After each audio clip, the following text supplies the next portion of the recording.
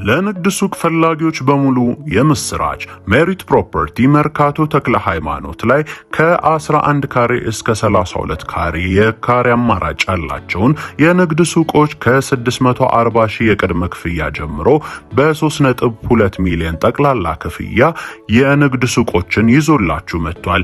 እነዚህ የንግድ ሱቆች ላይ ሙሉ ክፍያ ለሚከፍሉ ከ15 እስከ 20% የዋጋ ቅናሽን ማግኘት የሚችሉ ሲሆን ለበለጠ መረጃ ከስር ባለው ስልክ ቁጥር ይደውሉልን።